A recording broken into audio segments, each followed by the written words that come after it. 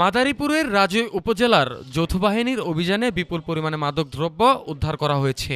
এ সময় এক নারীসহ ৩ জন মাদক কারবারিকে গ্রেপ্তার করা হয়েছে। রাজৈর সেনা ক্যাম্প সূত্র জানা যায়, মঙ্গলবার সকাল ৬টা থেকে দুপুর ১২টা পর্যন্ত ৬ ঘণ্টাব্যাপী যৌথ বাহিনীর এক বিশেষ অভিযান পরিচালিত হয়।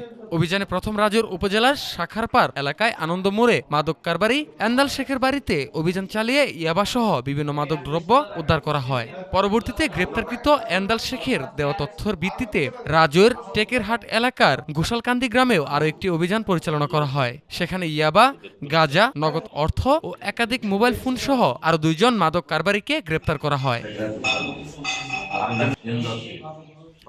যৌথ বাহিনীর অভিযানে মোট ৫,৭০৭ পিস ইয়াবা, ১ কেজি ৬৮০ গ্রাম গাঁজা, নগদ ২,৬৫০ টাকা, ৬টি অ্যান্ড্রয়েড মোবাইল ফোন ও ৩টি ফিচার ফোন উদ্ধার করা হয়। রাজৈর সেনা ক্যাম্পের কমান্ডার মেজর আবু সালেহ মোহাম্মদ তানজিল অভিযানের বিষয়টি নিশ্চিত করে জানান, মাদক নির্মূলে যৌথ বাহিনীর এই ধরনের অভিযান অব্যাহত থাকবে। অভিযানের নেতৃত্ব দেন মেজর আবু সালেহ মোহাম্মদ তানজিল। এ সময় আর উপস্থিত ছিলেন lieutenant Redwan, senior warrant officer Mafizul Islam, warrant officer Shafiqul Islam সহ যৌথ বাহিনীর অন্যান্য সদস্যরা।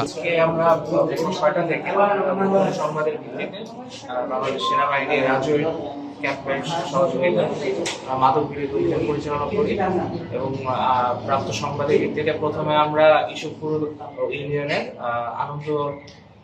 আনন্দ মোড় জায়গা থেকে আমরা বাসা থেকে একজনকে আটক করি মাদক দ্রব্য সহ, এবং তার কাছ থেকে আমরা ইয়াবা, গাঁজা এবং নগদ টাকা জব্দ করা হয়।